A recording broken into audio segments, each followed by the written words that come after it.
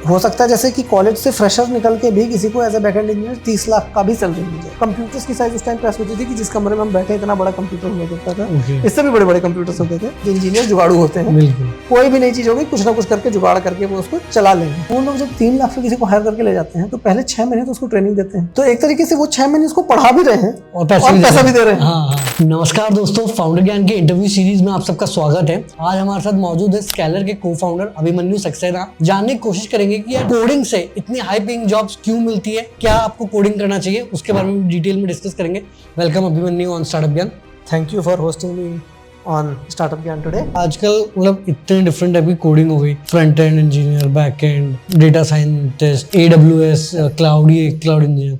पर जब एक बच्चा करने आता है सब कोडिंग, उसका प्रायोरिटी होता है कि भाई इनकम सबसे ज्यादा किस में मिलेगी, अर्निंग पोटेंशियल सबसे ज्यादा किस में है। तो आपके हिसाब से किस में होती है सबसे ज्यादा अर्निंग पोटेंशियल, या फ्यूचर में किस में और बढ़ने वाली है? तो देखिए, जो टेक्नोलॉजी का फील्ड है उसमें अर्निंग पोटेंशियल इससे नहीं होती है कि आप फ्रंट एंड इंजीनियर हो या बैक एंड इंजीनियर हो या लेट्स से एंड्रॉइड इंजीनियर हो। वो इससे होती है कि आप अपने जिस भी डोमेन में हो उसमें कितने अच्छे हो। जैसे कोई बोलेगा कि यार बैक एंड इंजीनियर को इतनी सैलरी मिल रही है, हो सकता है जैसे कि कॉलेज से फ्रेशर निकल के भी किसी को as a back end engineer 30 lakh का भी सैलरी मिल जाए, लेकिन 3 लाख का भी बैक एंड इंजीनियर का जॉब है। तो 3 लाख से 30 लाख की जो रेंज है, जो ऐसे देखें तो 10 टाइम्स की रेंज होगी, वो इससे डिफाइन होती है कि आप अपने उस डोमेन में कितने एक्सपर्टाइज है आपकी। और एक्सपर्टाइज भी जो है कि जैसे अगर मैं एक इंजीनियर और एक जो हम टेक्नीशियन बोलते हैं उसमें क्या डिफरेंस होता है। जनरली कि हम वो जैसा इंजीनियर्स को ज्यादा सैलरी मिलती है, टेक्नीशियंस को कम सैलरी मिलती है। तो सॉफ्टवेयर फील्ड में भी एक्चुअली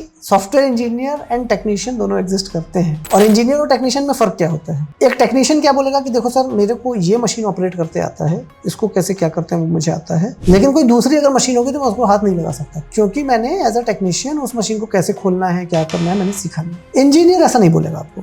इंजीनियर बोलेगा कि कोई बात नहीं, नई मशीन है तो आप दिखाइए, मैं समझूंगा, मैं देखूंगा कैसे काम करती है और उसको मैं उस हिसाब से कुछ ना कुछ प्रॉब्लम सॉल्व करके कुछ फिगर आउट कर लूंगा।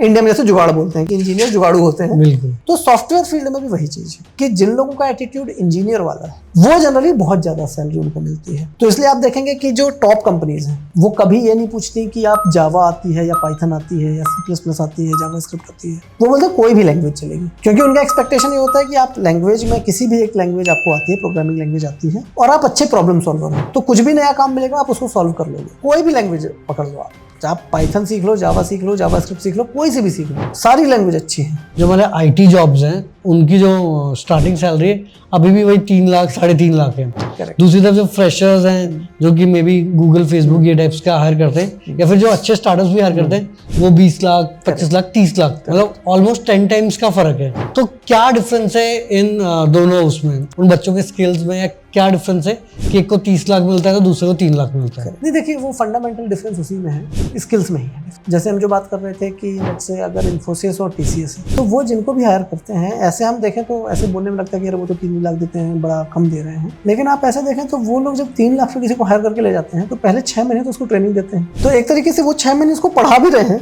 और पैसा भी दे रहे हैं। अब जब उस एंगल से देखो तो वो कम नहीं दे रहे। दूसरी तरफ पे जब हमारे स्टार्टअप या टॉप कंपनीज है वो जब हायर करती हैं तो वो ये नहीं सोच के हायर करते हैं कि तुम ज्वाइन करोगे और 6 महीना 12 महीना हम सिखाएंगे फिर काम करो। जैसे कोई भी स्टार्टअप अगर हायर करती है तो उनका एक्सपेक्टेशन ये होता है कि आप जिस दिन ज्वाइन किए हो उसी दिन से आप प्रोडक्टिवली काम कर पाओगे। जो लोगों ने कॉलेज में ही, जो लोग एक बड़ा अनफॉर्चुनेटली हमारे यहाँ वो बेरली 0.1-0.5% ही बच्चे होते हैं जो कॉलेज में रहते हुए इतने स्किल्स डेवलप कर पाते हैं कि वो कॉलेज से निकल के जब जॉब ज्वाइन करेंगे तो तुरंत वो कुछ प्रोडक्टिव काम करके भी दे सकते हैं। तो जिनमें वो लेवल का स्किल होता है उनको 20 लाख 30 लाख भी मिल जाता है, और जो 3-4 लाख में जाना पड़ता है उसका कोर रीजन वही है कि उनके पास स्किल्स नहीं होते हैं। आजकल जैसे कि हम देख रहे हैं कि यार इलेक्ट्रॉनिक्स लो, मैकेनिकल लो, पेपर पल्प लो, नौकरी कोडिंग में ही है। आपको या कोडिंग कर लो या IT का जॉब कर लो।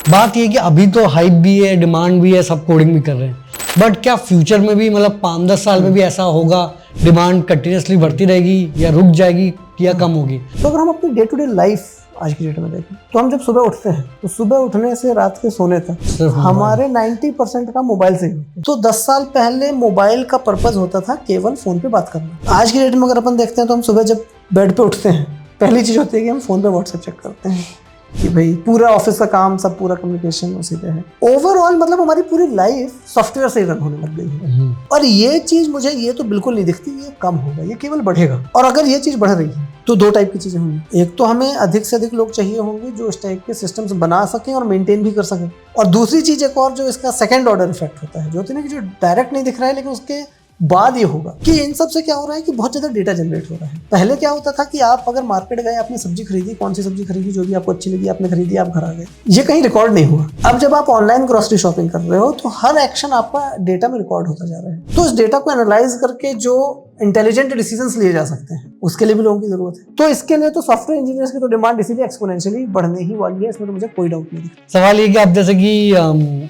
ओपन एआई आ रहा है, चैट जीपीटी 3 आ रहा है, तो इससे क्या जो नंबर ऑफ कोडर्स की रिक्वायरमेंट है वो कम होगी, क्योंकि काफ़ी चीज़ें आपके कंप्यूटर और एआई भी खुद करेगा, या ऐसा नहीं होगा? नहीं, ये बहुत अच्छा क्वेश्चन पूछा आपने, क्योंकि ये मेरे ख्याल से सबके दिमाग में रहता है। हाँ, कि यार मेरी नौकरी तो नहीं जाएगी। मेरी नौकरी तो नहीं चली जाएगी, ये चैट जीपीटी से तो काम नहीं हो जाएगा मेरा। अब इसमें भी एक बड़ा इंटरेस्टिंग चीज है, चैट जीपीटी जैसे जो टूल्स हैं, एक तरीके से हम देखें तो अगर हम कंप्यूटर साइंस की हिस्ट्री देखेंगे, सॉफ्टवेयर इंजीनियर्स पिछले लेट्स से 40-50 साल में कैसे इवॉल्व हुए, तो 40 साल पहले जो लोग बड़े पुराने कंप्यूटर साइंस इंडस्ट्री में रहे हैं उनको ये मालूम होगा। तो पहले क्या होता था कि आजकल तो कोड लिखना बड़ा आसान काम है, अपने कंप्यूटर पर टाइप कर देते हैं, कोड लिख जाता है, चल जाता है। 30-40 साल पहले कैसा होता था, पंच कोड हुआ करते थे। तो आपको जो भी लॉजिक लिखना है, तो एक ऐसा आप मानिए कि जैसा वो कार्डबोर्ड का एक पीस होता था, उसमें आपको गोल गोल छेद बनाने होते थे अलग-अलग साइज के। कोडिंग करने का तरीका यही था, और उनको ले जाके आप कंप्यूटर्स की साइज उस टाइम पे होती थी कि जिस कमरे में हम बैठे इतना बड़ा कंप्यूटर हुआ करता था। इससे भी बड़े बड़े कंप्यूटर्स होते थे। आजकल तो अपने मोबाइल्स में जेब में कंप्यूटर आ गए हैं। बिल्कुल।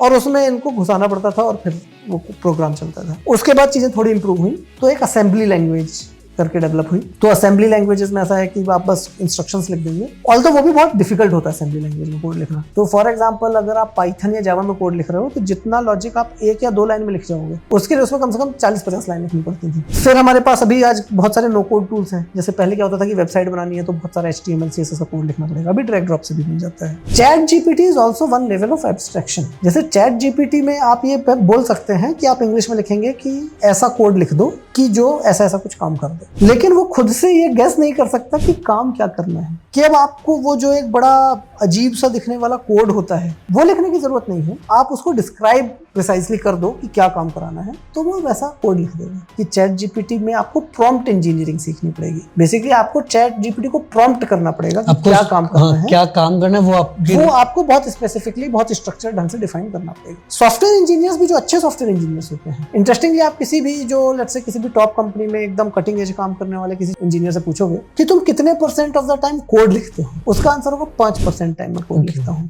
95% टाइम एक्चुअली जाता है प्रॉब्लम सॉल्विंग में। तो इसलिए जो काफी सारे लोग करियर एडवाइस के लिए पूछते हैं कि मैं ये लैंग्वेज सीख लूं कि वो लैंग्वेज सीख लूं, तो देखो लैंग्वेज सीखना तो एक टूल है। सॉफ्टवेयर इंजीनियर असली में क्या होता है, वो प्रॉब्लम सॉल्वर होता है। तो प्रॉब्लम सॉल्वर्स की डिमांड हम हमेशा रहने वाली है। तो चैट जीपीटी जैसी चीजों से क्या होगा कि लोगों के लिए कोडर बनना और आसान हो जाएगा। चैट जीपीटी 3 आया, आपको थोड़ा कोडिंग वोडिंग सीखना ही पड़ेगा, सो दैट आपको लॉजिक सीखना पड़ेगा। क्योंकि लॉजिक क्या है वो चैट जीपीटी नहीं बता सकता। आप चैट जीपीटी को लॉजिक बता दोगे तो उसका कोड जनरेट कर सकता है, लेकिन लॉजिक या जो इंटेलिजेंस है वो तो आपको ही, वो तो ह्यूमन ब्रेन को ही करनी पड़ेगी। थैंक यू अभिमन्यु कि आपने टाइम स्पेंड किया। इससे होपफुली हमारी ऑडियंस को काफी कुछ सीखने को मिला होगा। तो आप सब कमेंट्स में जरूर बताना कि आपको बेस्ट पार्ट कौन सा लगा, और अपने सारे दोस्तों के साथ व्हाट्सएप, फेसबुक, इंस्टाग्राम हर जगह शेयर कर देना। चैनल को पक्का सब्सक्राइब करके घंटा भी दबा देना। ऐसी और जबरदस्त एंटरप्रेन्योर्स के इंटरव्यूज हम लाते रहेंगे।